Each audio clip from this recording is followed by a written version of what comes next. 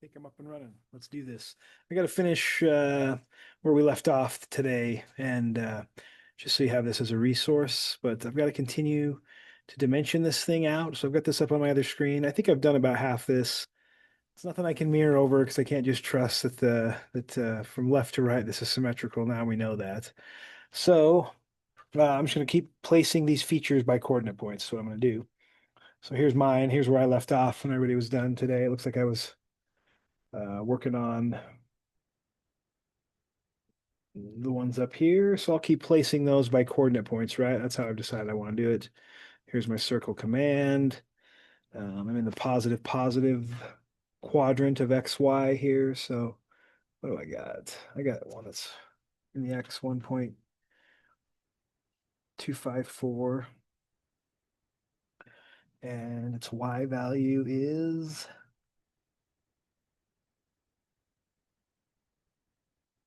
0.105. These are the smaller diameter circles, so I can just say D for diameter, and they are 0.187 in diameter. That's that one. The next one, I'll just go into the circle command. 1.49. Um, by the same Y value and the same diameter, actually. 0.187. Okay. Got one more up here in the corner, the larger diameter. Hmm. I'm kind of looking at this kind of carefully. I think, oh yeah. 0.475 is what is my Y value. My X value is not, it's not explicitly given here, huh? Um,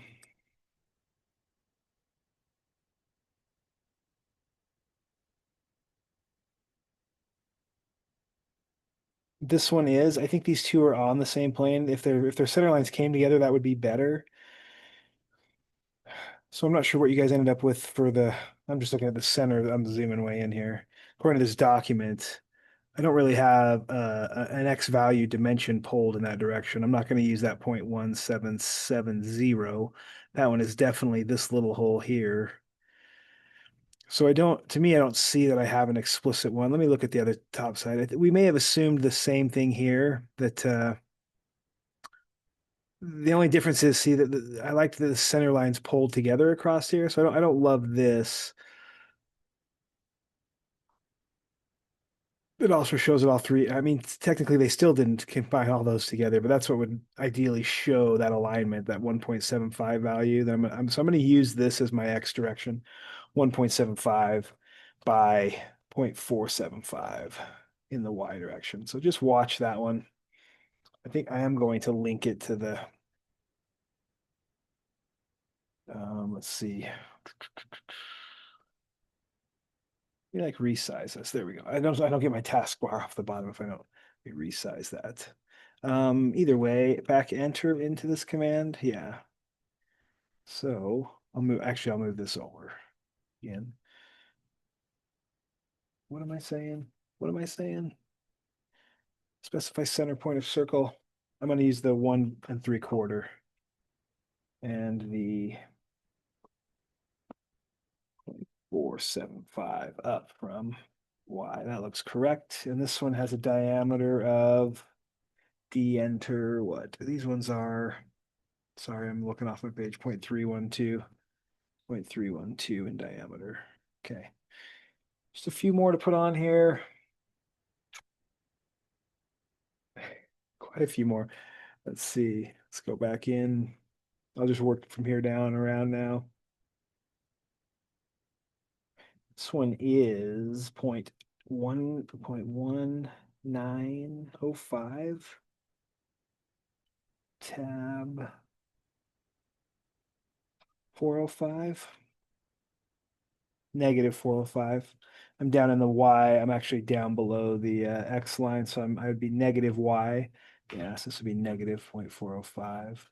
That puts me right here with a diameter of 0.187. Looks correct. It's pretty close to the edge there. Back into next one down for me maybe is 1.59.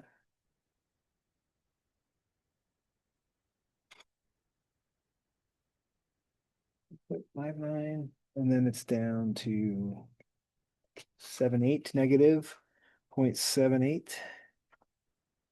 Puts me right here. And what's my diameter is A7.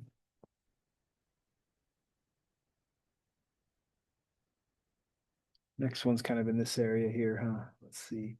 That's the point 1.77 by negative 905. 0.905. That's what I get. The diameter 0.187.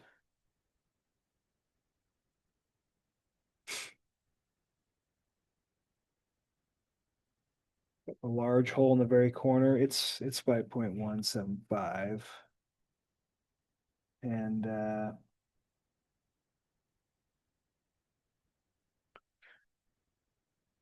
And this is the one that we kind of debated in class, huh? Like whether or not I put it that it lines up with these center lines across, and they all stay just a little bit below the actual top of the. I think we talked about that in the last video, right? Just that I had this conflict of dimension here, so I interpreted this to be this dimension in the y 1.265, and maintaining all these center lines. If these would have extended, maybe they would have been together. It's just debatable. I mean, it looks to me like this. The only real dimension we were missing was this side of the rectangle here, and so I interpreted this dimension to be the rectangle, and I kept these on the same center line as this. So even though that isn't pulled through, which would be nice if it was, and then so I'm going to use this though for my y values, 1.265. So let me throw that over here. So if I come back here, I'm in that circle. It's negative 1.26565. That puts me right here with a diameter of 0.312. Excellent. And then just a few more holes to finish up on my way over there, huh? All on that same y value is what I'm going to use. So x for this one's 1.26 by negative, sorry, I'm zooming over, 1.265, yeah, by negative 1.265. And then this is a smaller circle, I think. Yeah, this first one over here is the smaller diameter of 0.187, right? Back in 0.935.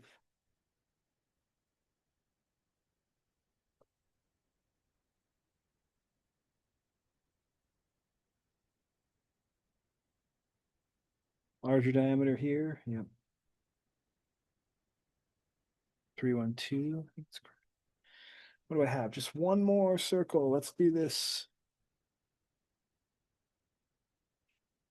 0.49.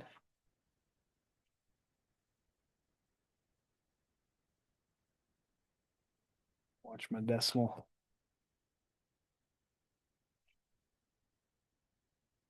D for diameter. Enter for diameter.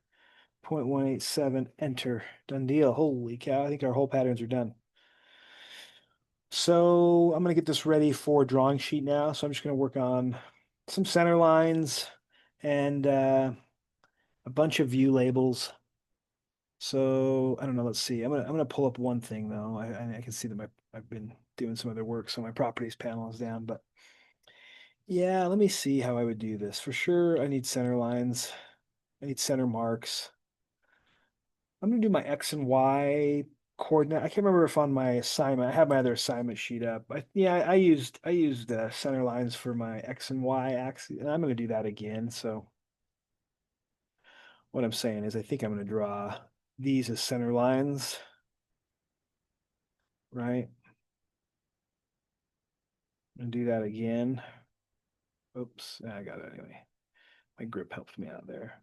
Um, that's pretty poorly placed by me, so I'm gonna move that over. I'm gonna double check that I didn't do something bad there. There we go. Okay. Seem to have some misalignment. Okay. Let's extend these up 0.25. I think I'm gonna go more than that and put the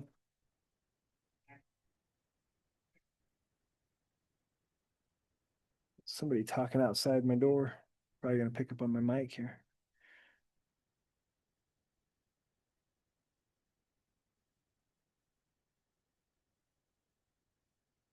I may need to extend these a little further, just to get them away from any dimensioning they might have on. I think the last time I went up like, I don't know, it doesn't, this is not a real critical thing, just out and away, clear my dimensions. So I can come back to that maybe and decide how far I need to extend those. Those are just the ASME standard extensions there. Kind of is going to act like a nice center line for this feature here. Technically kind of not, but at least it establishes my origin point, X and Y. Um, I think I'm just going to apply center marks here though while I'm on here. Let's see, center mark. I think we've determined, I think we were talking about this in class, that these are not concentric. Maybe they are concentric over here is what we determined because this thing is actually not symmetrical through center here. This is not symmetrical. I mean, there's different hole patterns over here anyway than there are over here. So there's a lot of yeah, there's a lot of not dissimilar features, I guess what I'm trying to say, from left to right anyway. So even from top to bottom, it's dissimilar because I have this weird outlier here, plus maybe some different space. Maybe these are the same spacings, but maybe not. So just it's kind of one that I have to approach carefully from all around. There's just not most of these quadrants of this part are not similar. So I don't really have symmetry going on in a lot of ways here. Why I'm saying this is because I don't know. Other than I'm just not gonna, I think I'm not gonna select this as my center mark. I think I'm gonna select this as my center mark, and I'm going to forego putting one in for that radius. And so I think I'm still gonna do my standard extension on here, and I think this might get in the way. I'm still gonna, I mean, this is probably gonna overlap, and it's gonna make it look like it is concentric with the corner. But that's a little bit misleading. I'm still going to do that as just at least to start, and I'll adjust this as I get some text and stuff going on that might make this busier and have to adjust this. So um, I'm just going to leave it at the ASME one so I can put it all over this. And I'm going to do one more. I'm going to do one more center mark on a smaller hole because it'll be a smaller kind of profile center mark. I'm going to go ahead and do the ASME extensions on it of a 1/4 inch. Kind of, and then I'm going to copy this. I'm going to copy this around. So yeah, I might do some of this work from my, like while I'm working with this, I could place all these around. I might have a line type scale issue going on. I definitely think I do. So I think from now, I'm going to go into my viewport and do some work actually. So I think I'm going to kind of get an idea for where this fits on my paper because I'm just about ready to start doing some text additives and maybe the line type. So anyway, what I'm thinking is I've done two of these. I'm gonna copy these all over this thing, just copy and keep placing them on the center marks for these circles. I might just get them adjusted to be kind of what their finished look is gonna look like. And then I'll come back and place my text to have my features of size and their text title located. And okay. So what I'm saying is, let's go in here and let's steer this thing around.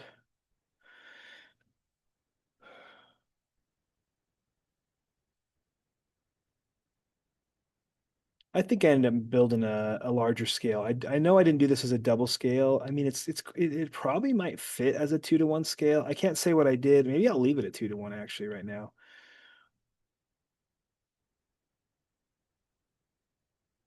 My sheet says I did it at 1-to-1, but I don't think I did. It's funny when I'm looking at this.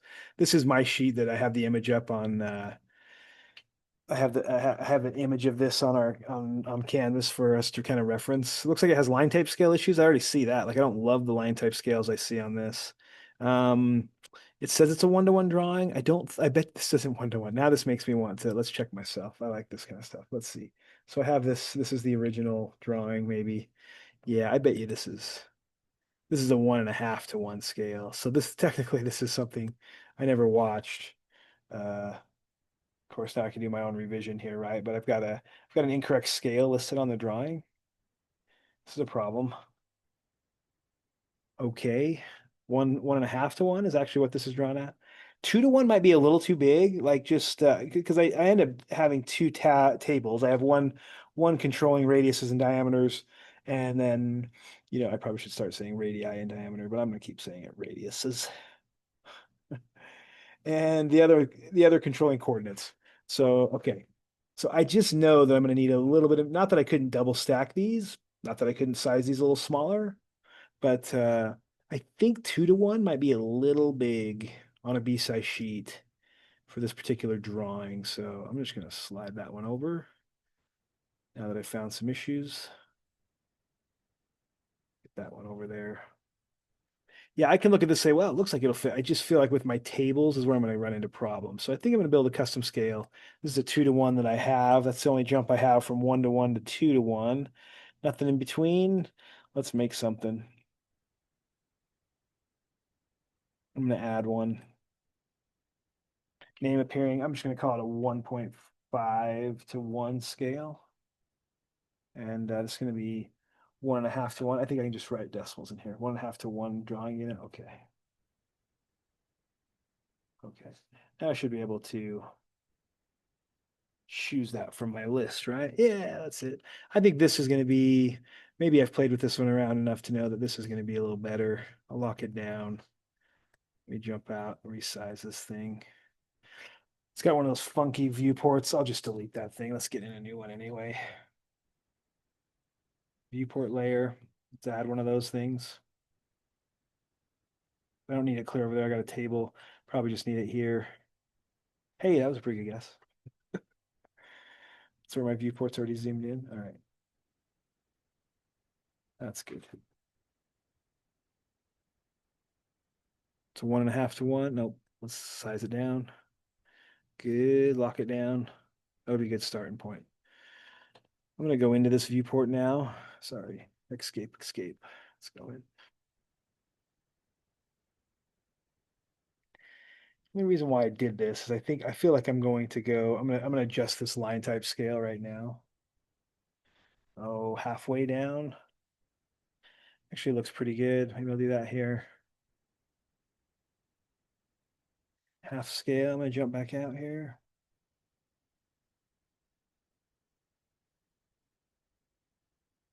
Let me flex this.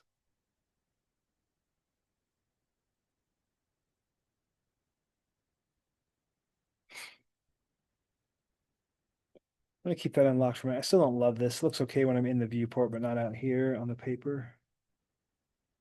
Now all of a sudden my scale seems like it took over, right?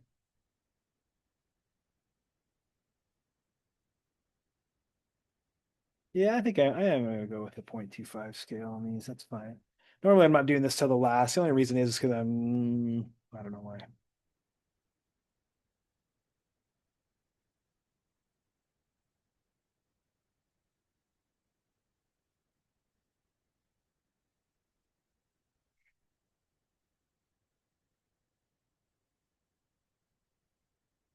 Turn off this for a second.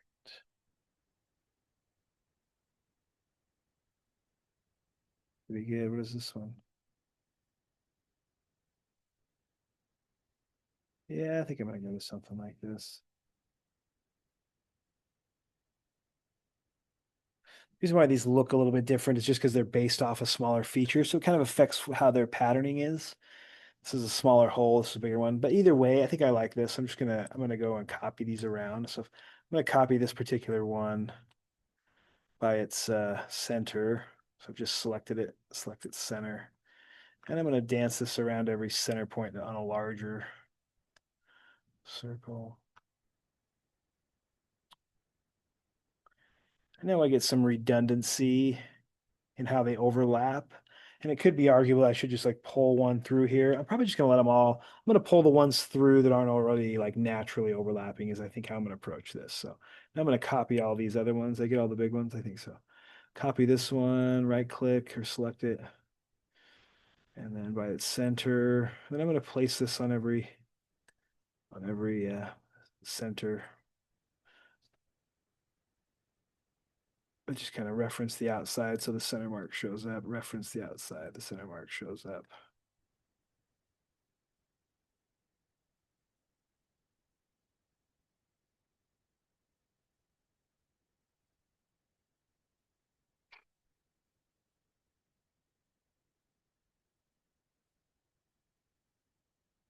Just want each feature to be center mark located. Okay, good. A little bit busy for sure.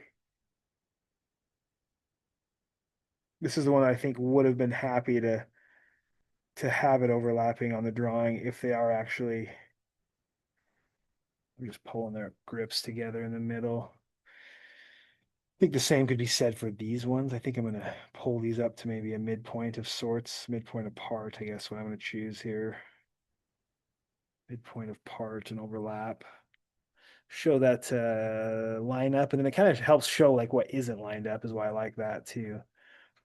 You get some of those subtle differences, like I'm just referencing the center half more apart, like that, somewhere.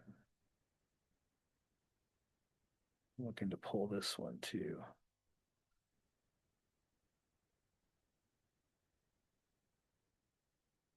Kind of shows how there's some slight not alignment of these. That's clearly shows. That's good. I think that's a good start to my center lines. Now I just need to start labeling these features. I think we did everything right. Radius those, radius my outside edge. Good, good. Okay. This one I think I'm going to zoom in for now and start building some text boxes. So I'm going to go to my text layer.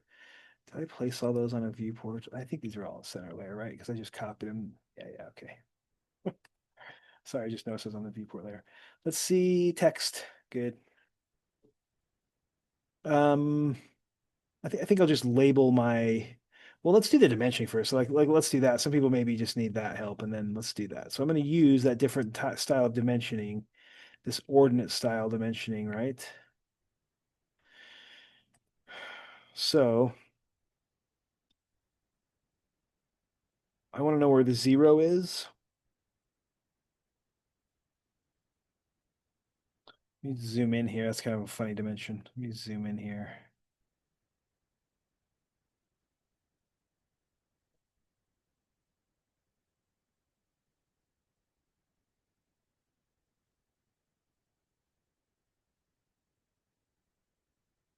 There we go. That's what I'm looking for is this zero. I'm out to 3 decimal places. We built that in the last we built that dimension style in the last video too, right? So that's going to help me. It's arguable that I'll probably knock that one down to zero. Instead of being a 3 decimal place zero, I might drop the precision down to just a single zero. I think so. But that's zero. Here's my other zero. I could mark these left or right. Maybe by so I'm gonna mark this one here, I think, as a zero. Yeah, like this. I'm gonna pull this out. These ordinate dimensions have a couple different grips, almost like leader lines or something. Like I have this grip, then I have a dimension grip, then I have maybe where I pull from. I'm still gonna pull it from the object edge like I'm doing there.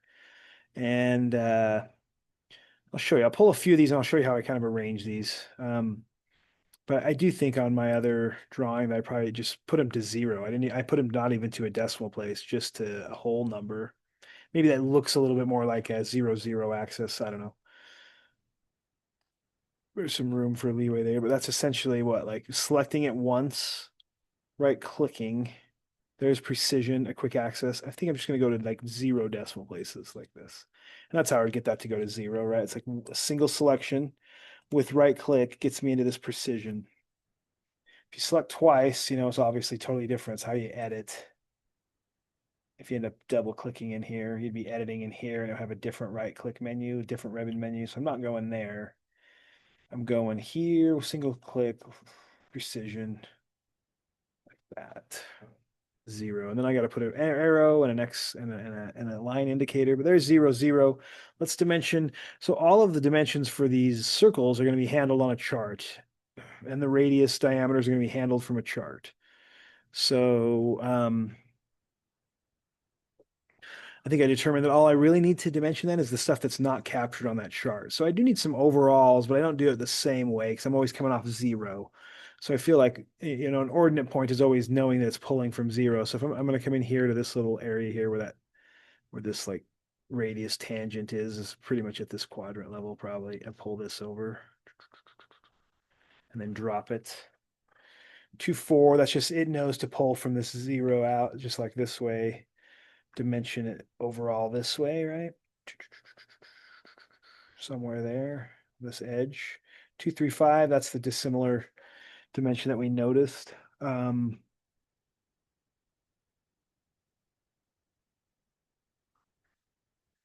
other ones across in this linear direction would be the width of this. That's the overall width. Here would be the width of the this slotted feature and the width of this slotted feature. So I think I could pull this either way too, right? Like I think these ones, I'll look for where that transition happens. It's at this quadrant point, right? I'm still gonna pull from here, pull up here. I think I'll just keep it in line and not pull it out of line.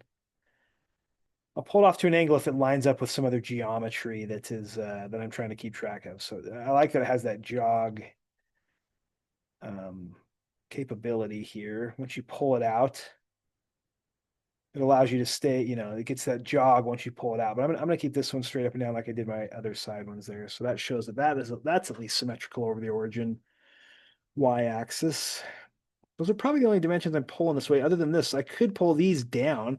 I mean, like it's kind of like I could, if I'm thinking pulling these all the way across, that might be a little crazy, and I could pull these down right here, at least and I'll just pull them straight down right now and decide if that's going to work. Right, like that. That's also symmetrical over the center axis. However, the whole part is not. Then I've got some linear. So how I kind of organize these is kind of with the same method of, I mean, I'm going to offset. It looks like I drew that by line segment. Yeah. I was thinking I'd drawn that. This is the underlying construction work here. I'm gonna do that. I'm actually gonna come over here to and I'm gonna offset this line here, the distance. I'm gonna do it my ASME standard 0.375, and I'm gonna select this to offset.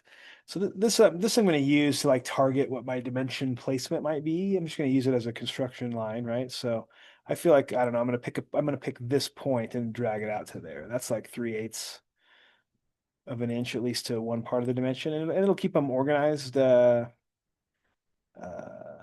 which is the idea of this, is just to keep it kind of uniform. So things look correct and they look, I mean, this is a subtle, I mean, just me automatically pulling off, I almost had them lined up, but there's something to snap to, right? I might do the same thing here where this is the one that snaps to here. I may have broke the rule on that one. Let me see. I don't know. Did I pull? No, I think I pretty much kept all those lined up, like dimensionally lined up like that. So I think I like that. Yeah, I think it looks fine. Let's do the other. I'm gonna have some dimensions. What, this way? Sorry. And the linear dimensions this way. And the overall. So yeah, let's keep doing that. I want to know what this one is. I want to know what the overall one is over here.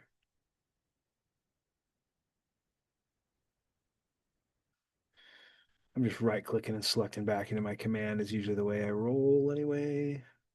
This one I want to know though. Yeah. Got to zoom in here a little bit. It's a really small radius. I think we've talked about that radius, very small. Here it is. Yeah, I could place it straight. If I have to pull it off, it might just because there's other dimensions there I'm trying to keep away from, but I'll pull it straight first. And then I need to know this one. And this one here is why I have that interference. I'm just going to pull this one up a little bit. I'm going to do a quick offset.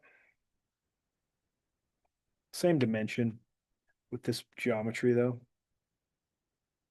Gives me something to align to. I have one more that I forgot to pull here. This one right here, right? And then we'll just decide. And I kind of offset that when I didn't have to. I could have pulled this back into straight alignment, maybe, like that.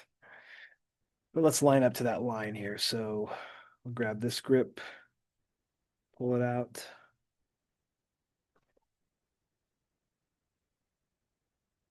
Pull that one in.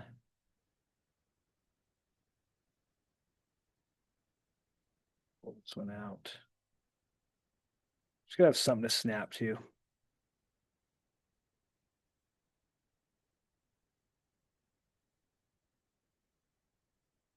It's a pretty slick way to dimension for sure.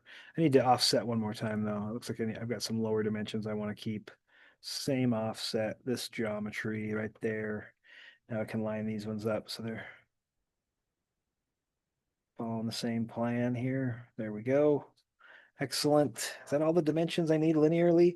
Those are those features. Those are the features of size that I couldn't capture in a, or I'm not going to capture in kind of a radius and coordinate point type dimensioning. So I'm going to capture those linear dimensions. Yeah, I think so. I think I'll end up pulling these. Like I think my preference for the center line is just going to be up past these a ways. Maybe I'll add a half inch to this. That's just something. I mean, so this is like a quarter inch plus a half. I think I'm 3/4 of an inch. Then I'm gonna put my arrow on here and my axis indicator. So I think I'll make that adjustment all the way around. That's just nice. It clears my dimension. That's kind of what I'm looking for here. I'm gonna pull this an extra 0.5 past, and that should work just fine. But I'm gonna do that kind of symmetrically all the way around. If I'm gonna do it over there, I'm gonna do it over here, kind of. Think about keeping that thing, but it's totally arbitrary. I'm just pulling it out. Somewhere to build my somewhere to build my, and let me show you a couple ways that I could grab. We've built that little annotative block. And so you can find drawings and drag and drop them, but remember this, and you don't remember this unless you use it multiple times, right? On my view tab, there's this little thing which is my design center. Great way to pull stuff in from a drawing because I'm looking at a drive. In fact, I'm looking at my thumb drive right here. So I would just need to know, hey, there's a drawing somewhere that was in inches that I put a section. We did it, I think, on, I think the connection,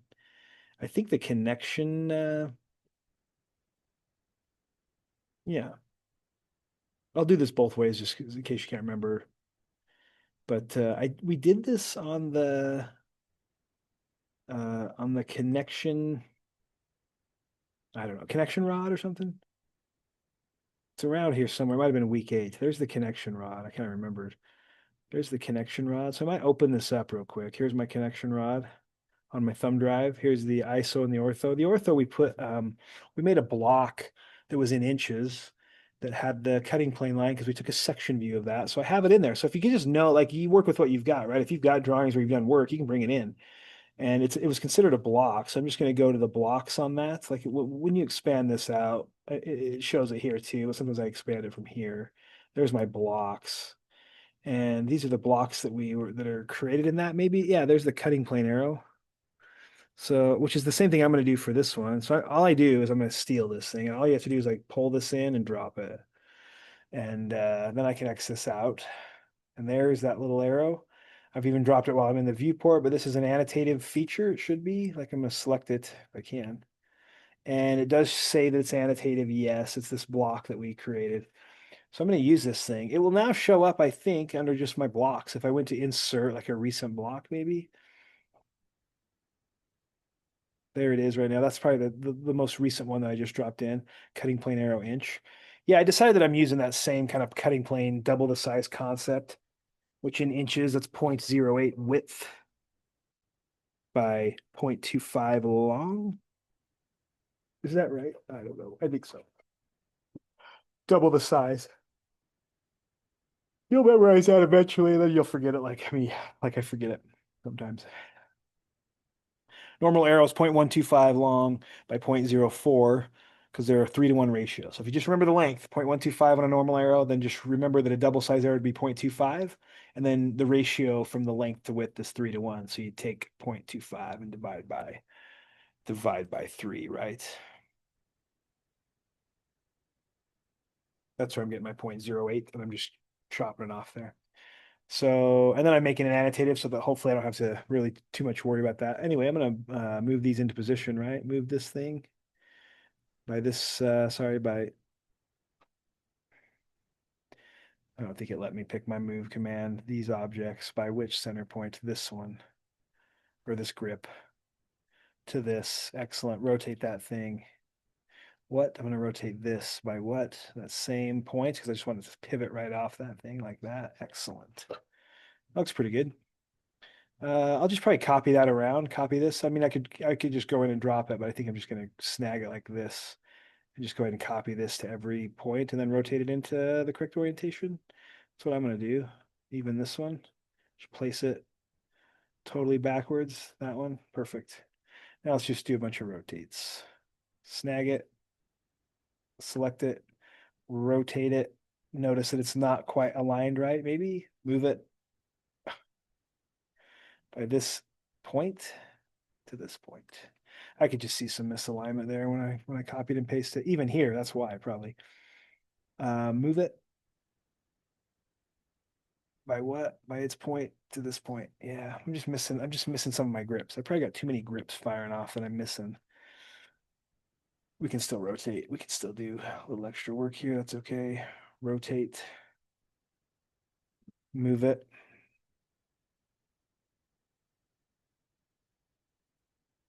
Exit, move on, huh? Let's rotate. What? Just that. You can see I use my little lasso a lot just to snag, carefully just snag a little bit of that object. That's all it takes is just grab a little bit. And then I'm going to move this thing. I don't know if I have it, and then I got to have it by this base to this point. So I'm trying to get that accurate though. I could tell I was just a little sloppy when I placed them initially. Sweet. That looks pretty good. I'll take one look at this just for my linear dimensions wise. That looks like I've captured every dimension that I was like, yep, those are the only linear dimensions. Everything else is gonna be captured on the table. So let's do it. But I gotta make like to me, I label my features first, then I go to a table, right? Because I can label these really anyway. I'll follow the pattern.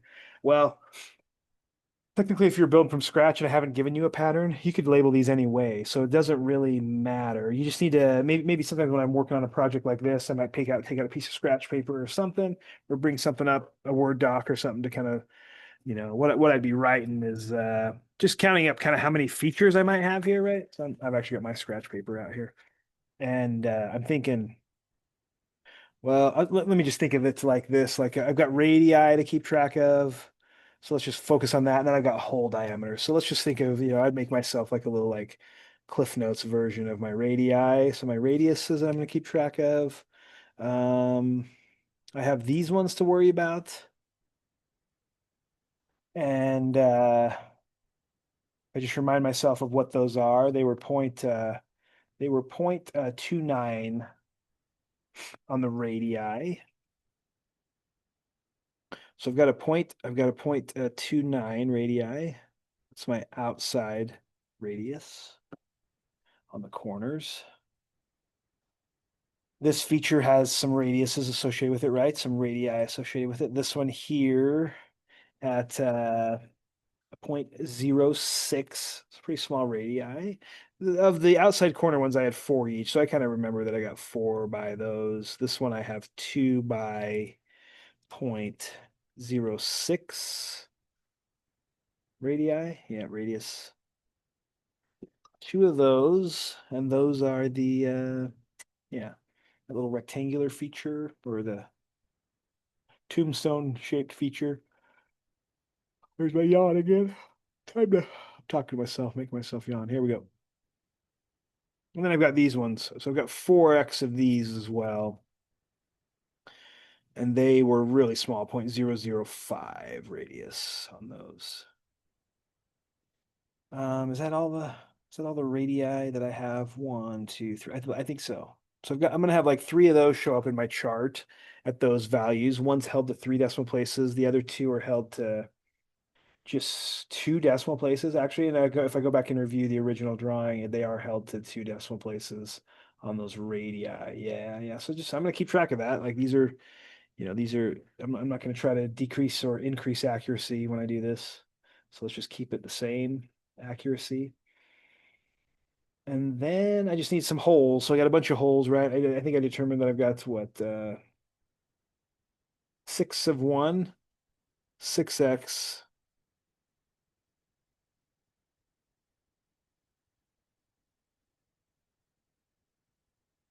at 0.312, right? And then I had 16x at 0.187. So I've got like one, two, three, four, five kind of features. Got five features. Technically I've got one more radii. I'm looking again. I'm looking at this one here. This is a radii that I haven't really called out, but it is a radius, a half circle there. So I need to remember that one. I got one of those, and they are out to three decimal places. So it was a radius of 0.610. They were holding that third decimal place there. So I'm going to hold it myself. 610. Yeah. And all that. So that one might be the last. So four, one, two, three, four radii and four hole, or sorry, two hole sizes. What I'm planning on here is like what is just my lettering system. Like this is how I'd plan out a lettering system. Because if you were starting from scratch like I am, and you didn't have a reference, you would just start labeling these however you want. But they're going to be a letter designation label. I might check this real quick. Sorry. Oh yeah, I've got my original assignment sheet, right? It doesn't necessarily tell me how to label these. Just tell me I'm going to label them because of the nature of a tabular dimensioning style like this. And generally, it's just common practice. This is to label to use letter designations for labels, view labels, features of size labels. Maybe you're generally in mechanical drawings labeled by letters. Trying to think if there's any other times when it's been. I think that's pretty common because you don't want to. The reason why you do use letters is you don't want them to be crossed and get cross confusion with numbering lettering. So if we're going to use letters, of course we can use letters and numbers for, but letters being our primary choice of features of size and titles of features of size, I guess. Titles of section views and views and all that kind of stuff are usually an alphabetized type system, right? So that's why these are built this way. And the reason why I have to have like a number with my letters because there's more than one feature. So I can just kind of start adding these up. So but it wouldn't matter which ones I call A, which ones I call B, right? Like I have total control as the drafter choice here that I can um, choose which one. I just need to be systematic about it. So my planning on my scratch paper is also seeing that I just want to know how many, so I kind of know how many letters I'm dealing with. I've got one, two, three, four features of size that are radii and two features of size that are diameter, hole diameters. So I'm going to at least use A, B, C, D, E, and F, right? I'm going to have like F, like A to F kind of letter designations. And I could kind of plan that out on my sheet, on my little scratch paper here and say, oh, it's usually just the first ones I wrote down. I might call that A. There's four A outside corners. There's the B might be the 0.06 radii in the middle. And so I'm just gonna go over here and like so this one I could think that I could classify this as A, these ones B, these ones C, and then this big one is D. Like that wouldn't matter. That's just the order that I kind of wrote them down to categorize them. And I might just like call them A, B, C, and D. And then I would come back here and say, well, what's E and F? Well, okay, I'll just say the big circles are E and the little circles are F, right? And that's probably totally different than I labeled them at first, but it really wouldn't matter as long as I keep track of the system and build my table accordingly. Like if I go back and review this, how I did it, looks like to me that I called the first big radii A, then I called the out ones B, C was, and then I went on and called the middle one C, and then I probably forgot about this as being a radii of F. because it looks like I added it last, like maybe I missed it. So I went to C, then D became, looks like the big diameter hole, and E became this. And that doesn't really matter, right? It doesn't really matter. Maybe it makes my chart, if you look at this, it's like A, B, C, F, D, E. And that it does not matter. That just happened to be the way that and that's pretty common. Like you might find that you just didn't plan it out well and one of those, and you missed a radii, but you still got to capture it in your table. So if it's out of sequence, it probably bugs you, but it's not, it's totally, I look at that as being like, does not matter. I'm just looking for a letter designation and I'm looking for a size. Then I'm going to go over there. And if I need to know where those are located, I got my other table. And so it just, like, it might seem like it matters, but it really doesn't. Like you're going to make mistakes like that, like I did on this one, and it just doesn't matter. Like I'm kind of going to prevent that now, but I'm probably going to go with a different numbering system because it doesn't matter. And as long as I'm systematic about it. So maybe I'll do what I did. The way I wrote them down, and I almost missed one too, right? So it's pretty common, but I'm just going to say I've already determined that my 0.29 radii I'm going to call A. My 0.06 radii is B. My little teeny 0.005 radii is C for me. And then the bigger radii, 0.610 is D. And that's just because that's the order I wrote them down. Keep trying to categorize them. Then I'm going to keep going. A, B, C, D, E is my next alphabet. So I'm going to use my large number, my large diameter holes are going to be E for this time around, and F for my smaller diameter holes. So that's what I'm going to do. And it doesn't match what I did now. That's okay. Totally. I mean, I almost want to do that just because it doesn't match. And I've just, as long as I've developed the system, I have control over that. But now I need to go by it. I've planned it out on paper. I think I've captured all my features of size. Let's just designate them. So I'm on a text layer and I'm going to drop a bunch of multi-line text box, right? So I'm just going to come over here. First thing I'm looking at is my outer radii. So I'm going to put it in vicinity of this somewhere. It doesn't really matter where. Um, could I put it with a leader line pointing to it? Yeah, for sure I could. I don't know what I did here. I probably just placed it anywhere. Yeah, I placed it close. But I mean, you could point to it with a leader line. I'm just going to keep it without pointing to them. Like none of mine have leader lines pointing to them. Maybe it just becomes a little busier if I do add leader lines to all of these and point to it and call it out. So it's a little less busy just to drop a text box next to it. It's kind of breaking that rule of like, well, I didn't think we were supposed to place stuff on objects. And yeah, that's usually not. Usually the dimensions for sure always off the object. But we get to break the rule a little bit here and place the feature of size label right next to that feature. So, and I'm not going to use just maybe it's just a little redundant with arrows and more lines if I drop leader lines. So I think that's my concept of why I might just drop this out here and define that text box size. These are going to be these are going to be normal size text. I think I'm going to keep these as my standard text I have loaded was that 0.125 text. So I think that's what I'm going to keep. This is A. Sorry, I am gonna do capital A. Um, I think with these radii, I could label A1, A2, A3, A4. They're not any different or different. I mean, they are different coordinate points, but I think I'm able to get away with this by saying, hey, there's 4x of these A radii that are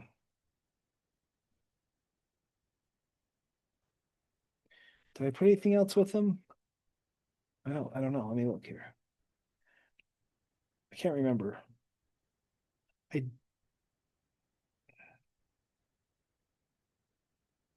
I don't know why I called this B1. I don't think that's correct. So another error I found on this, which is why I like drawing this. I don't think I'm going to put a B1 here. B1 means I would have to be designating each one differently, and I'm just going to put B. So I don't like this. Sorry, mine's A though anyway. But I'm just going to say it's A, and I'm going to do the 4XA, and that's it. I'm going to put it close to that feature of size, like or next to that feature where it doesn't.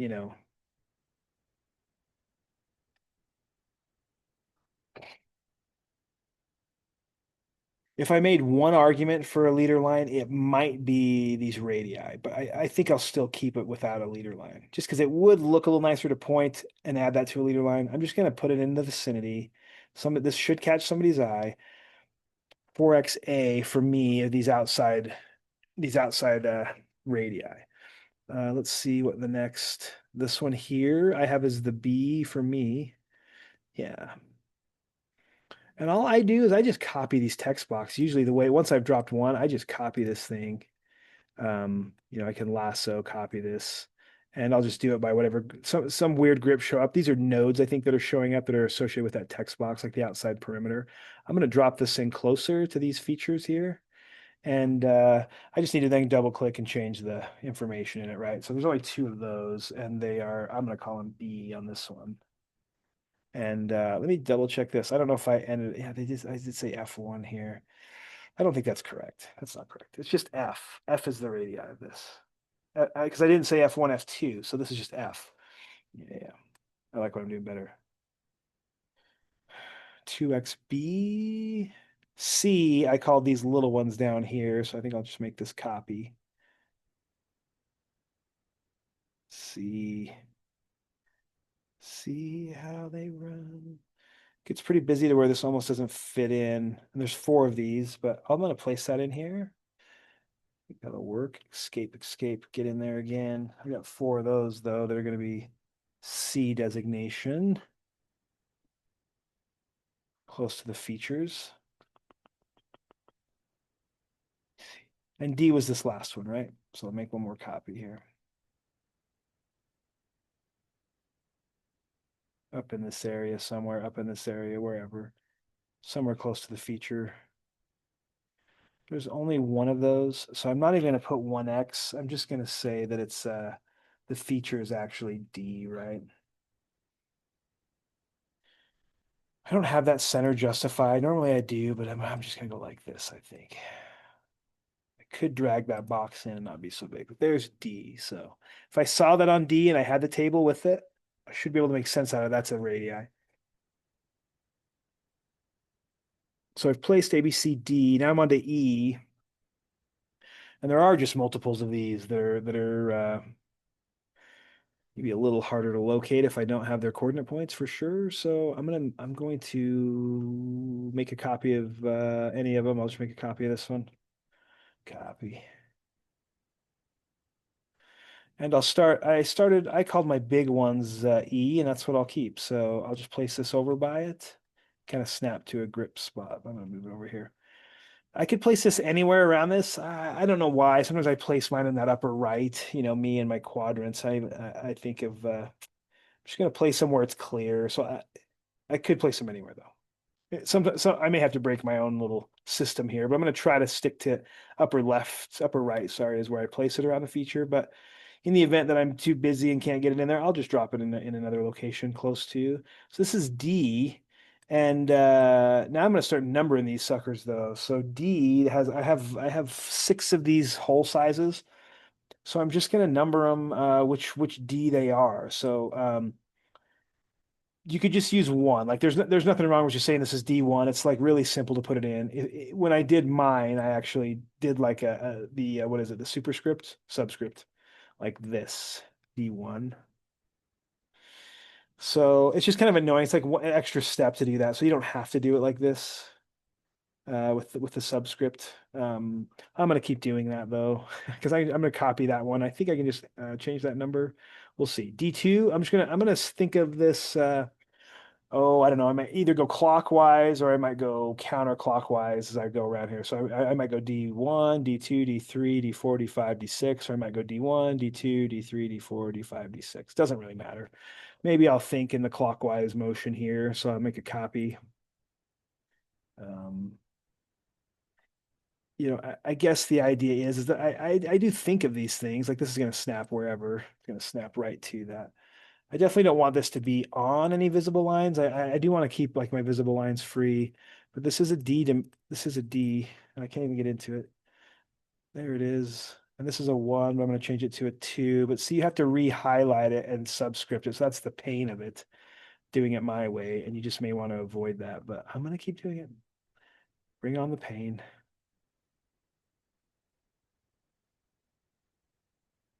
Oh, I'm looking for a grip here, maybe if I zoom in or zoom out. Sometimes it's easier just to zoom out a little bit. So here's my systematic approach. Looks like I could slap one here. Yeah, that'll work. And just while I'm in there, I'm going to say that's a three, and that's superscripted, subscripted, whichever. Three, here's four.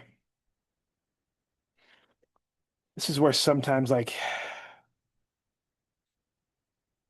maybe your keyboard shortcuts are handy when you're doing real truly like repetitive actions.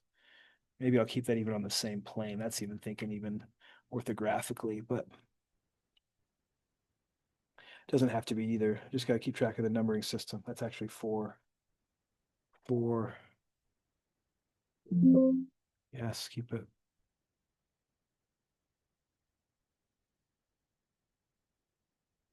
Five and six.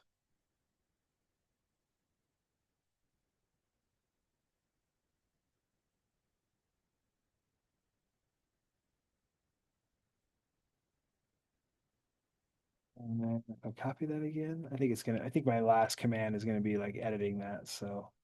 Um, so this is a little bit of is number six. It's the last one of those though. That wasn't too bad. I think I can copy and paste these into my table when I get there too. If I once I start copying and pasting, or anyway.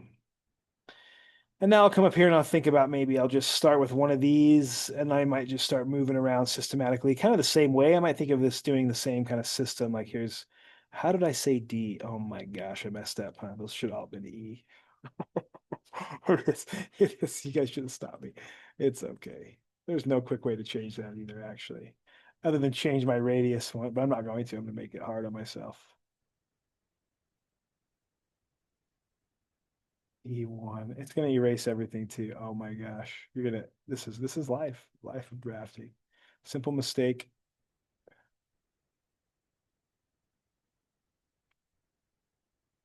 It was supposed to be E in my case. Yes. This would have been E2. This would have been E2. Oh my word. It's okay. Who doesn't love to redo work?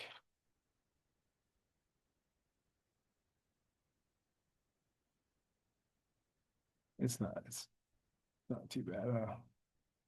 If I had like 100 of them, I wouldn't have changed them. Is it E4 that I'm on now? Yeah, E5. It's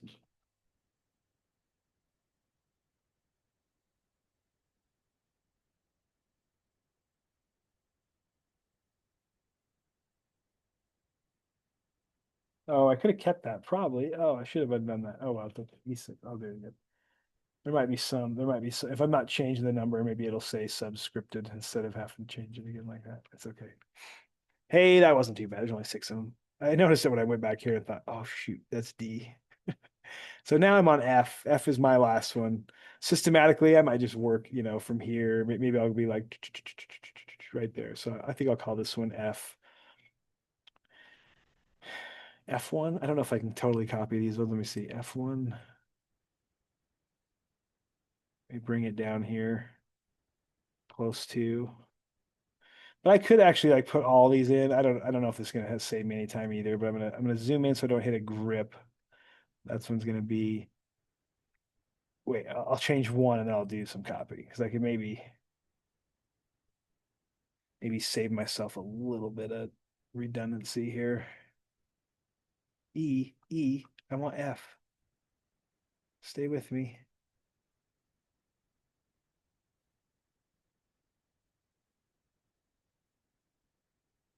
That's better. Um,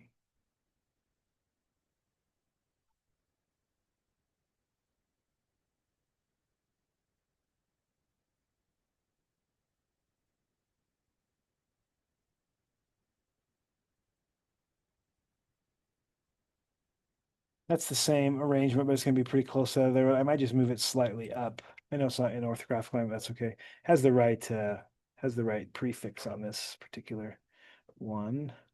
And if I delete this though, maybe if I come in here and I add two next to it, nope, it wants you to individually subscript this. So yes, Subscripting this, you probably don't want to do it. F1, F2, F3, 4, 5, 6. I should count to 16 when I do this. But what I might do is just make a copy of this.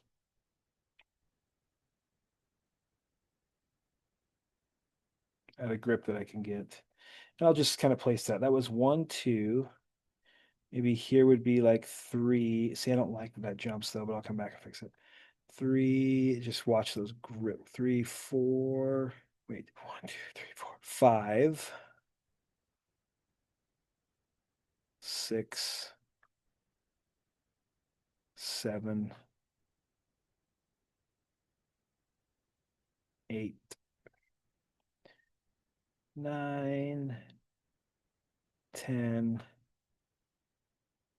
11, 12. I'm just kind of keeping track if I'm really counting to 16.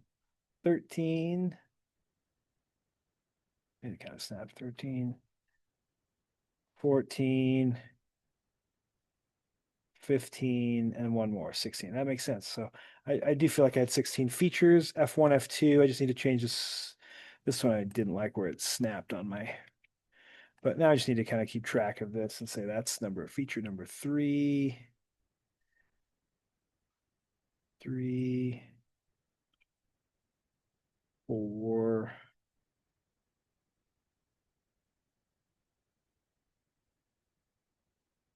5,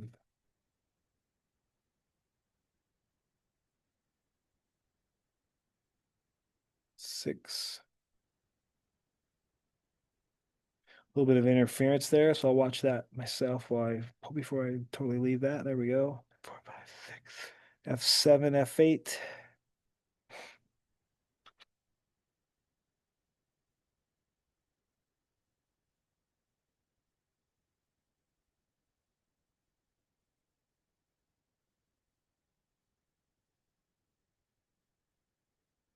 Not that one. F9 right here, right? Getting there. F10. I can't just add a 0 to it. It's got to be superscripted the whole thing there like that. 10. I think I called this 11, 12, 13. Yeah, I think I want to call this 11. Doesn't matter. Um,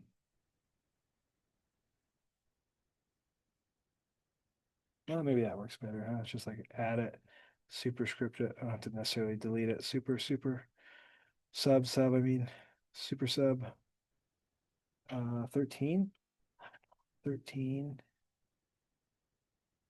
Oh, you dirty, rotten scoundrel. Get back there. There we go. Interference? Yeah, sure does. Let's move this a little bit. I got room. I don't need help yet. Sorry.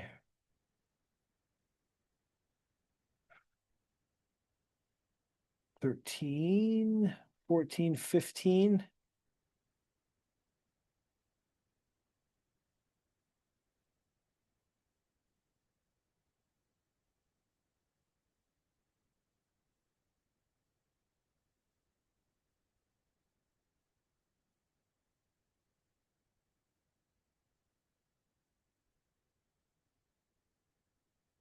And 16. Hey, I got my view labels done. Yeah. It's going to change it back and then back. There we go. 15, 16. With some interference here, right? So let's see if I can clear that interference. That looks better. This is close to having interference, right? I'm just taking a critical eye to this, knowing that I had a few that I snapped to a grip that I didn't mean to. What about this one? Yeah, it looks good. All right, all right. This looks good. Everything's view labeled. Love it. That's kind of the done deal on this. Yeah. I'm gonna turn off my I think I'll turn off my text layer like that. Let's see. Yeah, and I think I can split this the same way, right? Like I think somebody pointed out this to me today that if I have this intersecting going on, yeah, I could choose either one to break them. They kind of function as extension lines anyway. So if you wanted to break that, you can. It's a small detail. You'll see a lot of prints where they leave that kind of stuff, and it's generally kind of accepted to do that. I think I'll keep these. I know this is a little misleading. These are not concentric. but I don't have any interference with text, and so I think I'm just gonna leave them all like that. So maybe they look a little bit excessive. They look good. I like them. Okay, jump back out and let's do a table, right? Table this thing. Yes. So I have two tables going on. I have the coordinate table one. I'd probably tuck this way in here. Um, Move this over a little bit if I need some more room, even more than that if I need it more. So I'm about done dimensioning, right?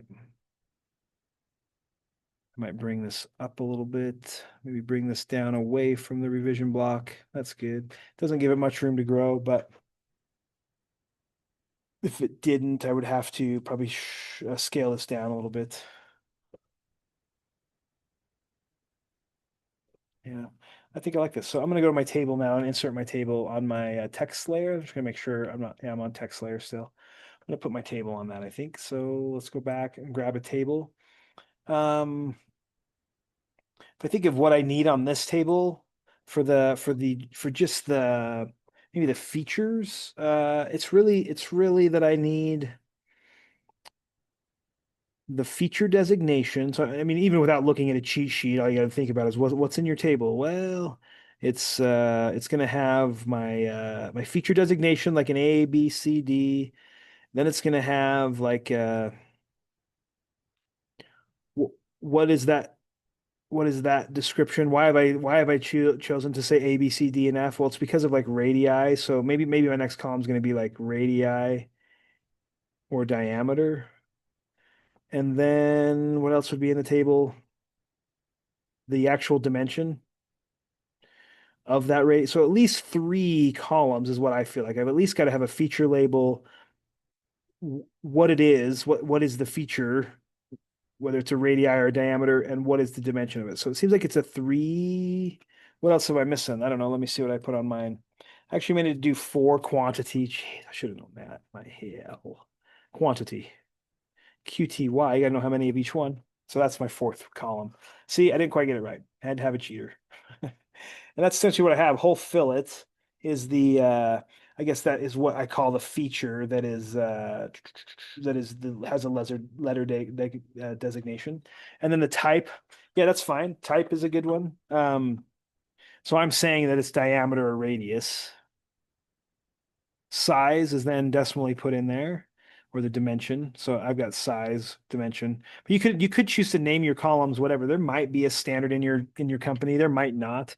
I definitely say the standard ones are going to be quantity and whatever your view label, however you want it. But yeah, I definitely think there's a uh, some drafter choice on what our columns are. Some companies do have like tables already built in. They'll drop if they do this kind of dimensioning a lot, there might already be a table style built. You just drag and drop, and it already has the populated columns that are most useful for that can be included in your template, right? They might build a table style that is routinely for parts, lists, and stuff like that. It might not be something I'm building each time, but it's actually already been built in a template, and I drop that and use it. And the columns have already been determined.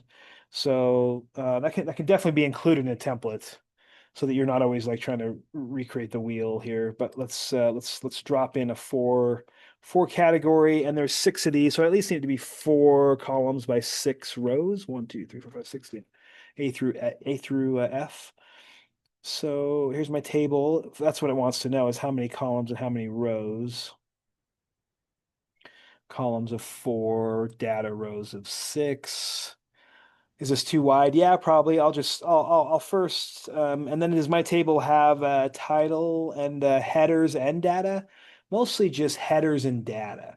And so if you want to title this, I would say in my mechanical world of drafting, most of my tables are headers and data and not always titles, headers, and data. I do think that I don't always have a title on my table or my schedule. So I'm going to drop title here again. And all this means is like your first row cell style is not going to be title for me. I'm going to call it headers. My second row style is going to be considered header.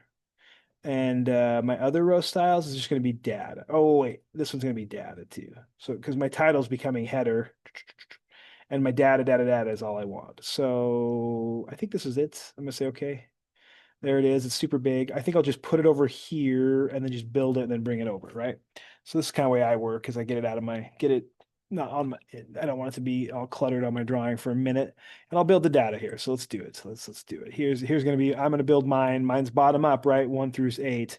I'm still building my tables that way, mostly just to confuse you guys, but it also sometimes confuses me. So I'm going to put my headers and work my table up by default. You can work them down though, as long as if you've built your table style that way. Don't just put the data in backwards on a table though. Like really do like column one should be my headers and then thereafter should be my data. Well, I'm kind of critical of that. I think I have too many because it considers my header instead of just being 6 rows, I've actually got 8 because of the header. And so I'll end up deleting those. That's okay. Row one to me is my header or my title. And I think we call that whole slash fillet maybe whole slash and then we might have put a space between here, but it probably doesn't matter. Foil it, F-I-L, fillet. That's good. I'm just going to arrow over to my next column. So like I said, I use my arrow keys a lot just while I'm in a table, kind of like I would in Excel. Maybe you'd push enter to go down and stuff. And I don't think that works here. If I'm in here and I hit enter, normal, yeah, it does. Like that is Excel style too. When you hit enter, it always goes down to the next row. So I use my keys a lot though. So we had whole fillet. Then we had this could be feature type or whatever, but I think we just said type, right? Type of whole fillet, and then whether it's a radius or diameter. And then this was size, which could be, and then this is QTY for quantity, QTY, that simple shorthand node. So I'm going to drive back over here and I'm going to put in my, what I had was, I called one A, I called one B, I called one C, I called one D, I called one E, and I called one F. And that was all I really needed. Let me zoom over here. So technically for me, I'm not going to include an empty row. I can always add a row later if I have it. So I don't usually leave empty rows. I'll just delete this row. Um, yeah, because they're easily expandable in the future if I really had that. So I don't leave empty rows unless it just looks not clean, not finished for some reason. It looks like something's missing. That's a good job, Mayor Song. Something's missing. Something's missing. So I don't want to give the illusion that something's missing. Okay. Type. Yeah, yeah. So this was whether it was a radius or a hole. So I know my first four, A, B, C, D for me are radius. So maybe I'll just write that in, radius, radius. I'm going to copy that. Then we're going to go to town, paste in this, right? Paste, paste. A, B, C, and D were radiuses. This was diameter. I'll copy and paste this one. Copy, paste. Okay. The size of this was dimensional, so it's going to be. I think we've learned from our table that it's just formatted to be center justify things that start with the alphabet, either left or right justify. It could be different from some people's. I don't know what the default is. With the actual number data, it's gonna left or right justify. That's fine. You can always change this later or leave it. It's not super critical to me. I see mechanical tables both ways anyway, so. I would just follow what my company standard was, but essentially this one is 0.312. Sorry, my size on A was 0.29.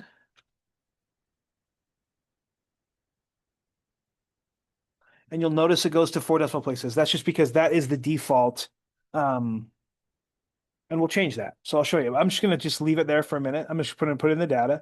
A was a 0.29 radius. I don't want to hold it to 4 decimal places because that's increasing accuracy potentially that I don't want to. B was to 2 decimal places, a 0.06. It's going to apply those same decimals, and it's going to have a leader too, which is technically not like inch.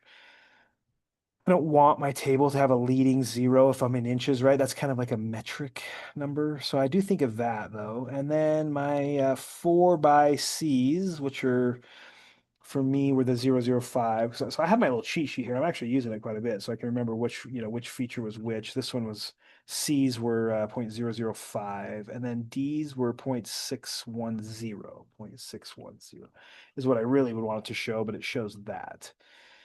Then my diameters were by 3 decimal places. E was my large diameter, so that's 0.312. And F is my smaller diameter of 0.187. So Now I'm back here to quantity. I'll go ahead and put that in real quick while I'm thinking about this. Quantity of A was 4. Quantity of B was 2, which is really going to help because I really only dropped one feature label, right? Quantity of C was 4, and quantity of D was 1. And I had my large hole of 6 and 16 for my small. So there's all my data for this initial table. And so how I can adjust this for accuracy and leading into, I've got to do a little bit of formatting on this table. So like when you're in your table, you definitely have like a kind of a formatting, like ribbon menu for this. And so my table cell style, obviously adjusting table stuff is here. I've got a blanked out area that I can't merge cells. I could definitely do some copy pasting. If I do one and I like it, I could use, it's like a match properties here. So I might try that here. And so if I know, so maybe I'll try that. But there's match properties. There's also here how I would like center justify that one, maybe. Like if I wanted to move it middle center, I could do that right there, even though it's data. I could do that by the whole group, right? Like so you can kind of group select like you can in like Excel or Google Docs, maybe like that. I'm just gripping all the data entry spots, and I might say it kind of changes that from this symbol kind of changes, but it's the same idea. It's like middle center. So there's one way I could center justify the actual number data. If you'll notice, like when you're in here, you can kind of almost like you're like trimming, but that's how you can select multiple cells. That's actually me outside the hole, like coming out of the, I'm like escaped from the table, but I come in here and click and drag and it kind of highlights those. Yeah, that's one way I do it. Oh, middle center. Okay. This is gonna allow me to like squish these together because I only have to be as wide as maybe my longest word. And I don't have to keep consistent column widths either. I can change that. But I'm definitely gonna have them be compact, right? I don't like an over exaggerated table. But let's worry about that later and get this data right. So I don't want these leading zeros. And so I think I can do this if I select the whole thing. Maybe I'm just going to select the data. Let me play around with this a little bit. I get like I said, I'm not like a super whiz at CAD when it comes to some of the intricacies of it, but I can get my way through there. So there's all my data. There's some formatting I want to do here, so it's not like this. This column in general, I don't love how it's formatted, the default format. So I want to adjust it. So it is this data formats right here. So um, lock the cell. So I guess I can't change it or whatever. Insert something. No, I'm just going to go to this data format. What am I going to change? Well,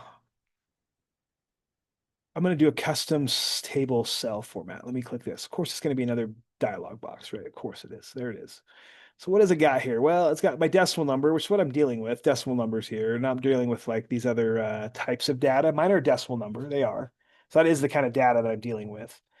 Then over here, this is maybe what I want to change. So current units, decimal, architectural engineering. So these are, I want to change the decimal, or maybe it's even current units. Yeah, I want to change decimal. It gives me at least initially when I switch from just the default to at least decimal, is it allow me to at least change accuracy.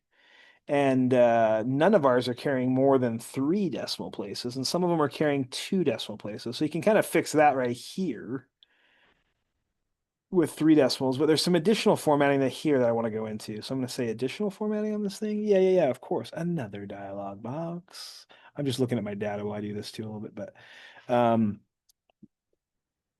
yeah, I'm not going to do any conversion. Here's the preview of here's my current value. Here's my preview of what that value would hold. Here is that I'm using a period for the separators, thousands. I'm gonna drop my I'm gonna this is my zero suppression. I'm gonna toggle this on to say I'm gonna drop that leading zero kind of for inches, right? We drop those leading zeros. And these are dimensions that I'm looking at here. So okay, I'm gonna just say okay on that. I think that's all I'm gonna change here. I'm going to keep my trailing zeros. ASME inch standard would be drop leading zeros, maintain trailing zeros, but not beyond the accuracy that I need, right? So if I say okay on this, this should at least do that much for me. Sweet. That's a huge hurdle. I've got those drop leading zeros dropped. I've got it down to 3 decimal places. The only problem is not all of them are 3 decimal places. Let's see here. The two hole diameters, they're good to go. That's actually exactly how they're displayed on my initial print. This large radii is to 3 decimal places, and C was to 3 decimal places. So I'm really happy with 4 of these. These are holding another degree of accuracy that I may want to not imply. Might not be the end of the world if I left them, honestly, but if I'm just paying it, it's more of like, are you paying attention scenario than anything.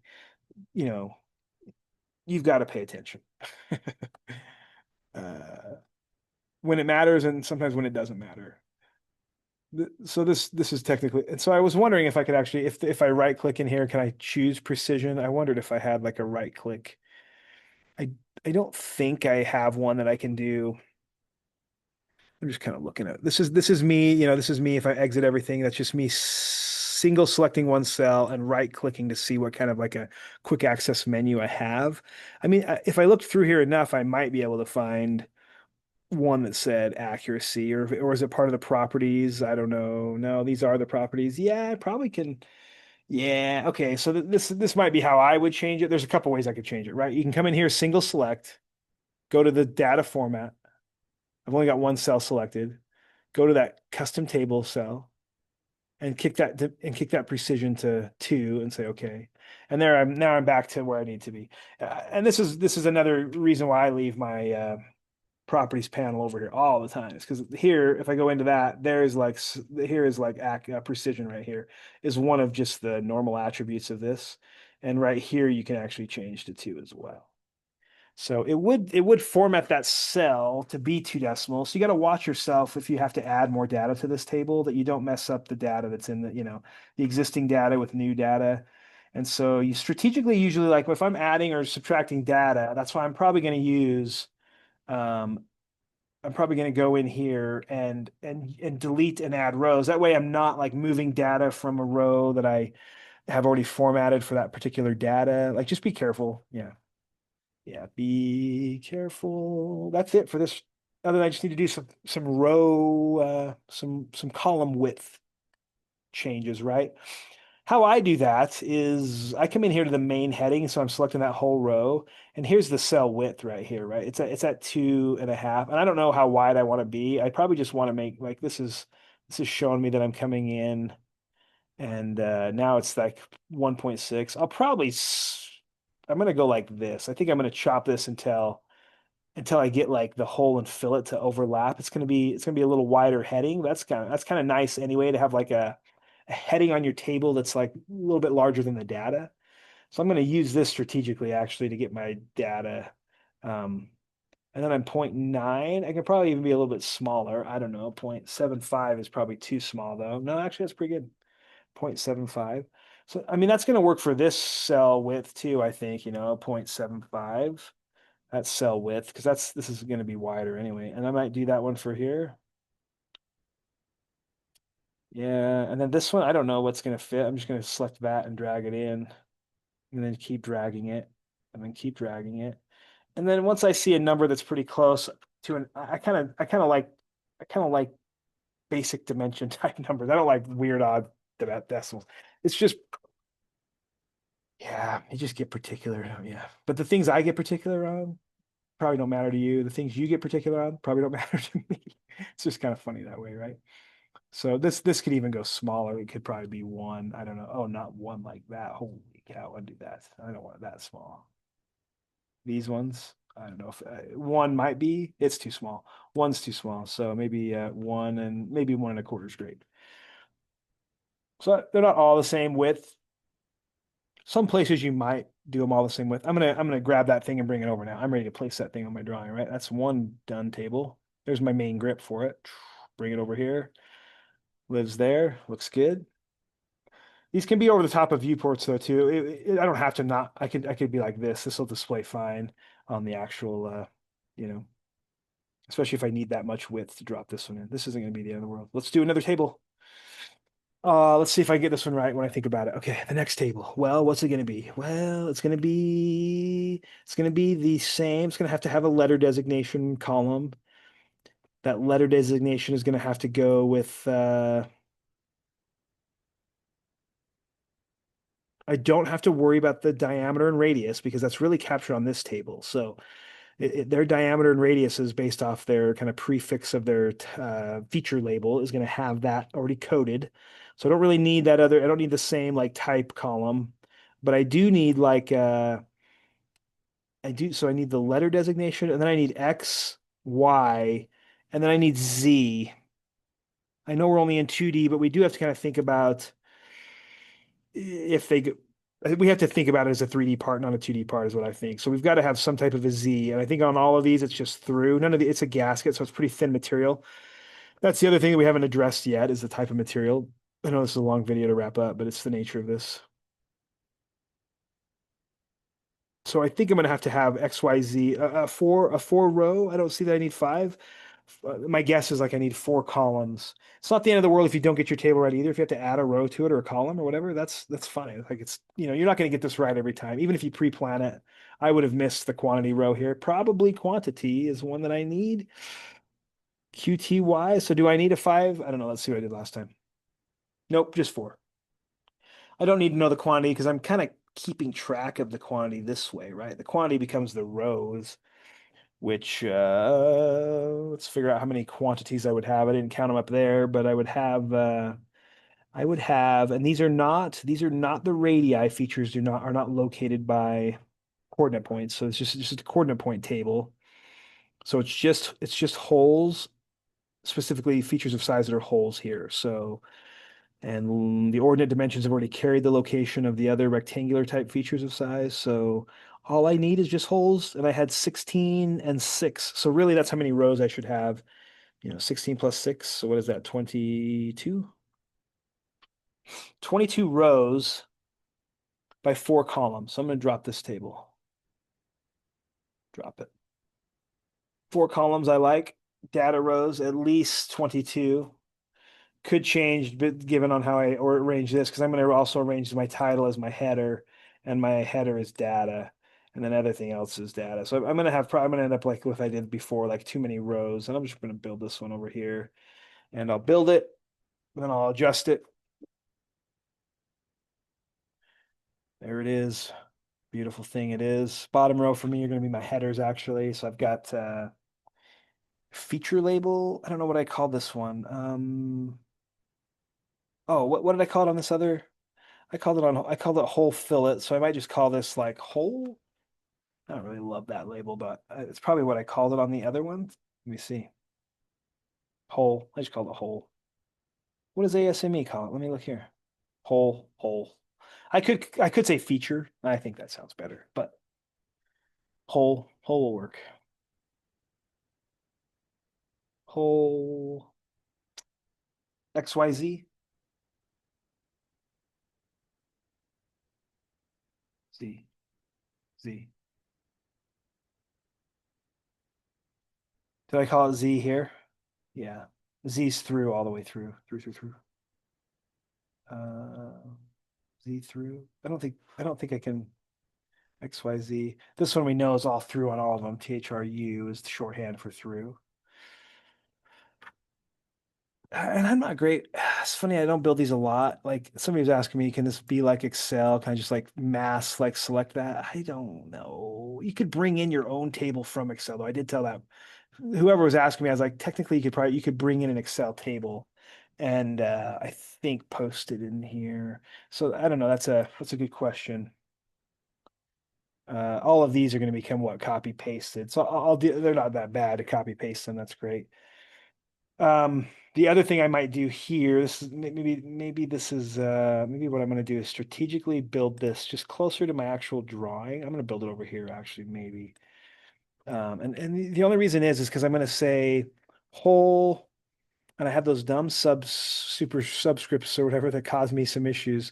I can copy and paste them though. I think I can come in here. This isn't like great, right? It's like my holes are E and F only, so I only have E and F.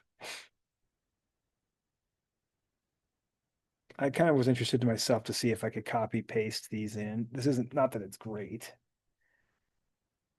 because I'm going to mess up my drawing. Let's undo that. Escape, escape. You have that locked down though. Problem is it is copy pastable though. That's all I'm looking to see is if I could copy and paste these in. Yes. Is it better that way? I don't know. I don't know. I can enter E2, but you got to do the same problem here and subscript each one, right? Like that. It's painful. Based on how I've labeled them, it's painful. E1, 2, 3, 4, 5, 6, but probably some people are just going to be like, I'm going to double click in here, double click in here. Um, Only this is not, I mean, this can be kind of hard to grab a hold of these, right? And copy that, then click out here, then click into the table, then paste. It works.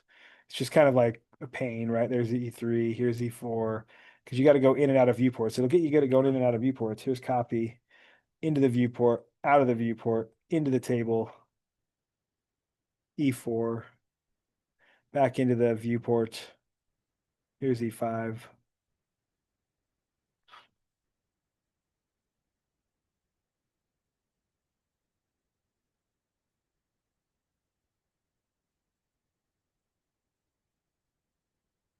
So I think I'll probably jump off camera and just at least copying my view labels first, control copy. I'll really show you how I'll do all of one, and then I'll probably just jump out and just populate my whole list because you'll see my method here. So yeah, I'm going to keep doing that for all the Fs. I've got 6 E's and I got 16 Fs. I got to get all those pasted in. And then I'm not worried about the size of columns yet. I'll worry about that later. And then the X value and the Y value, I'm going to kind of do the same thing where I'm going to say, you could type these in. I'm going to go, like, if I just look at E1, this is how I'm going to do it though. I'm going to double click into that viewport again. I'm going to pick E1. If I choose the feature of E1, here are the X, Y, and Z. And really all I need is here's X, control copy, and then I jump back in here, right? I got to jump out. Sorry, you got to jump out, jump into this. Oh my gosh, there it is. That is the coordinate for X for E1, right?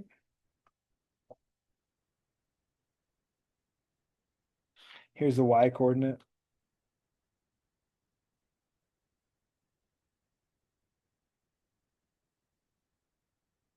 I need to double click in there. I think if you double click, it ends up looking like that. Oh, that shoves it over that way though. I don't want to do that. I'm going to undo that. Sorry, that's the wrong value anyway. I should be over here in the Y column. There, that's the way I want to enter it. Yeah, I don't double click to enter that. I don't enter that stuff that way. I can see that it pushes me over center justifies. If I'm in there, it looks like it's the same, but it's actually slightly, I don't know, it's driving it different. This is where I want to enter my data in when it's orange like this, and it looks like that. If you double click, I just don't, I feel like it looks the same, but I get a little bit different. Yeah, it's a total different ribbon menu, actually. A single click. Yeah, that's the more table menu, and the other one's almost just like the text type editing. So I'm gonna enter these in there in the table like anyway like this. So I'm gonna push pause. All I'm doing is copy pasting those over. I mean I'm grabbing those. I'm getting in here. I'm looking for what E2 now. E2 is this one. I'm gonna go over that. I've got my properties panel up. So there's the X location. I'm Control C, copying that.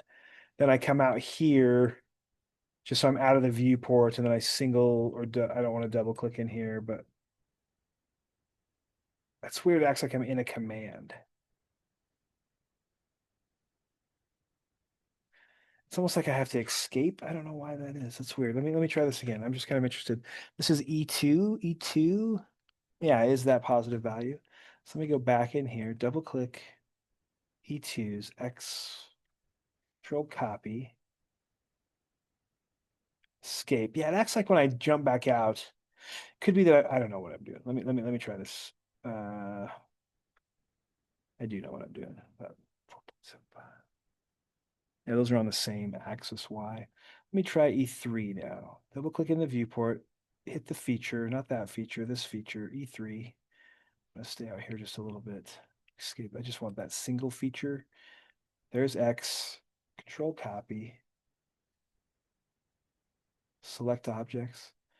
I have to escape here. It's like I'm trying to think of what I'm when I double click, I'm like in a quick properties. It's kind of strange. Sounds right for the X direction. Yes, for your E3. That looks right. You want to be careful. Like this, even though this is kind of painful, I do want to be careful that I'm doing this carefully. Yeah, careful. Be careful that I'm careful. Because you could see, I think I did make some errors on my table, right? So that, and then, so I'm kind of like, as I drop these things, I'm slightly just thinking about it. Does that make sense? Is it a negative? Yes, it is. And a positive this way? Yes, that makes sense. So I'm kind of doing a double check. I don't want to make sure I mess up this data. That'll ruin a part in a hurry, especially if they're going to pull this table data in. I want to be careful when I make it. That'll speed somebody else's time up if I haven't made a mistake here. So yeah,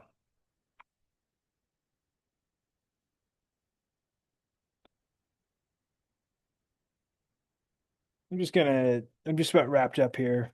I haven't quite finished up, but so my method has been, yep, double clicking in my window. F15 is the next feature. I'm like locating its coordinates. So F15 is this one. So I've just been selecting that geometry so that it populates in my properties list. Select X, control copy that, double click out here, and then get out of that command, and then I can just drop this and paste this. This has been my method. I'll have to look at my timestamp to see how long it takes me. 15 minutes I've been working on it to fill up my table. It's not crazy. I did condense it a little bit down smaller right next to my imagery so that I could just copy paste kind of quicker and keep track of the coordinates a little bit. So F15, I'm going to double click back into here, select my geometry, snag that Y coordinate, control copy it, double click out here, escape my command when I'm out here, and then single select to paste in that value for Y. I'll do it one more time here. So I'm double clicking in here. This is F16, right? F16 has this X coordinate, control copy, escape that command, but here goes. Paste it. I'm out, back in. F16 for the Y value there. Control copy, double click out here, and I'm just going to paste it here. So not too bad. Then I just got these are all through copy. So I'm just going to paste all these.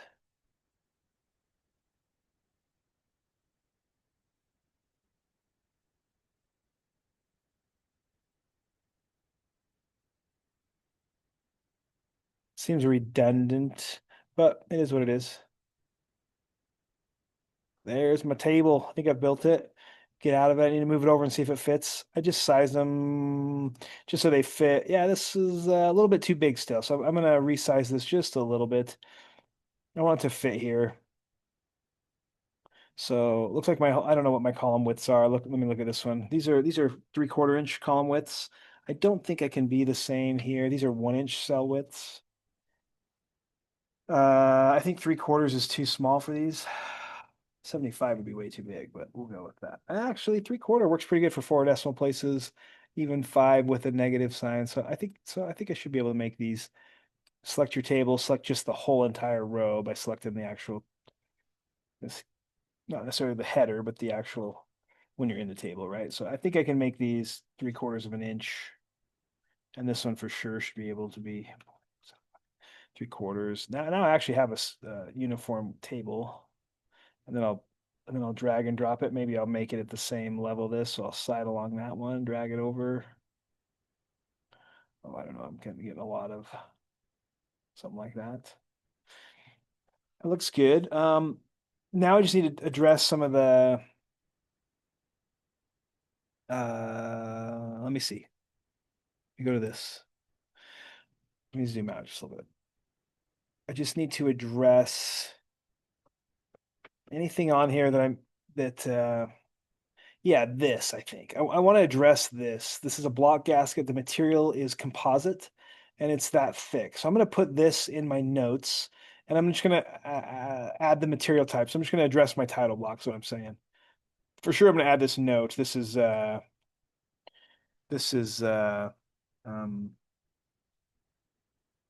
thickness is maybe what I would say is 0.125. It's 0.125 thick. I don't need to put in inches on there. My units are in inches unless otherwise designated, so that's gonna work.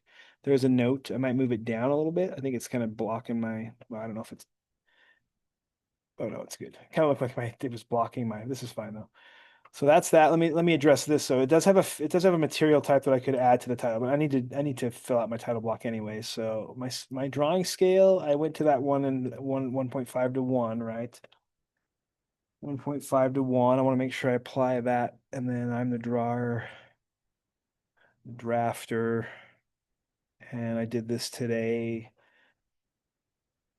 the day before Halloween, the 25th year after 2000. Sweet. My title is my standard CAD 1108. This is a block gasket, right? Sorry, I want this to be capital. Block gasket, apply that. Is this it? No, I need material. Material right here, right? Material I'm going to actually say is composite. Composite. Apply that. Okay. So it's just one more thing that it's just composite. We're still probably not totally up to snuff with my finish all over, but that's okay. Just fill out my revision block then too. Heck yes. I'm the drafter. A little different format, but it still is the 30th of 2025. This is going to be sent to production. Keep it as rev 0, not applicable to this particular print, which zone I'm in. Okay. Probably could have what sheet number on this, especially if we had multiple sheets. It might be nice to know that if this was sheet number or something, but this is done, right? I just need to check it. I'm gonna check my control P, preview this thing. So I'm gonna probably switch out the imagery. I like that we've done this one. Just it's just a little more accurate than my last one, I think. I think I had some issues on my table with some of the errors there, but this looks I think this looks good. Everything's popping right. Yeah, it looks like it pops right. Right layers. Should print black and white pretty good. Yeah, that's it, you guys. I'm going to save this as my PDF where I save these ones for this time around. I have to rename mine because I've already got this one once, but I wanted a new copy. I'm not going to save over that one until I do a little bit. Oh, I'll keep that right now for a minute. My PDF is saved. Gives me a little preview of it. There it is. Looks pretty much identical. I just know that we recognize I had some parts wrong here. I actually like my arrows on this better too. They're actually annotative and correcting the size for me automatically. Where these ones, I don't think I adjusted that. So this is, I've gotten this one better. So that's it, you guys. I'll post this up, call it done. On to the next week.